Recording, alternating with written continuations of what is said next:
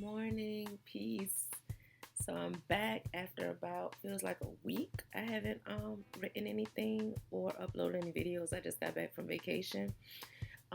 Originally I was like, I might just do some work while I'm on vacation, but then I decided not to. Like while I was there, I was like, nah, I just want to be. We coming off of like still on quarantine basically, but coming off the such tight restrictions on it, and then you have the protests, which is so righteous and necessary and transformative. But you have all of that going on, and it's a lot, and I just really needed and wanted that time to just be with my family, be in a new city, in a new space, and just soak all that in, distraction free. So I gave myself that time, and now I'm back. And although I'm back, which technically I've been back since Saturday, it's Monday now. But like I said, I don't write on Sundays. Try not to do too much on Sundays, unless it's just like I'm just really feeling like overly passionate and wanna get it out, And it just really, but otherwise, I just try not to.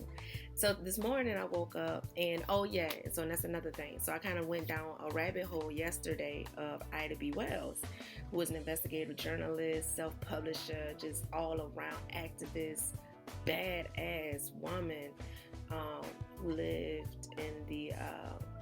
She was born in like 1862, died in I want to say 1930s, so that era.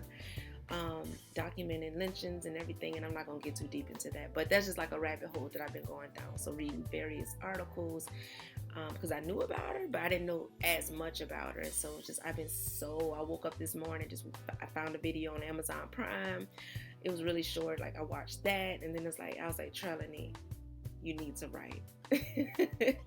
Ain't nothing wrong with research, studying, and learning something new and being passionate about that, but don't neglect your other commitments, which for me is writing this book, this oral history guide. So I brought myself back around, did not feel like writing, and told myself, all right, I'm gonna just take one more day off, then I get back to it tomorrow. But then I'm really holding myself accountable, ask myself, well, what's your reason for not wanting to write today? And it was just like, I just don't feel like it. So I whipped out my writing gauge and just asked myself, that question. Well, and if you're not familiar with the writing gauge, go back and watch the video before this one. I talk about it.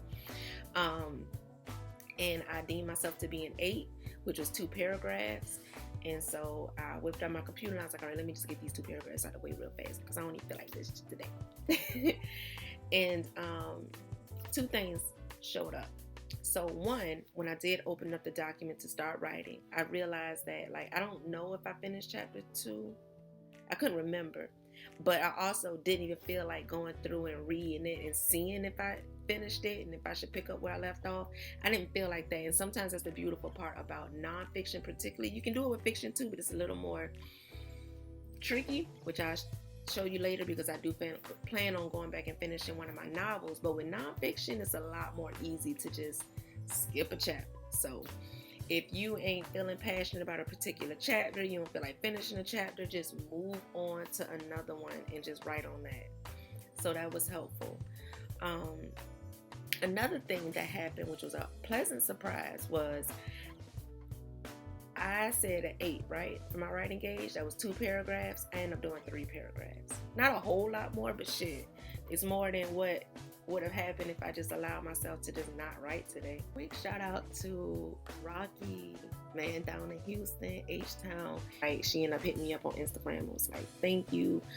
The writing gauge helped. I just, keep doing what you're doing. And that served me buku, which is another reminder to how good it feels to be encouraged. And that happens a lot of times when you share your process. So whatever that looks like for you. So like, you remember I told you in the beginning, I told my boyfriend that I started the book and I sent him the introduction to it. I haven't been sending him every chapter subsequently, but I did send him that initial introduction. And so in addition to that and just sharing these videos here, people are receptive to it and they encourage you, and that helps you and to motivate you to keep going. So thank you, Rocky. And thank y'all, and much peace and love in your writing process, whatever you writing.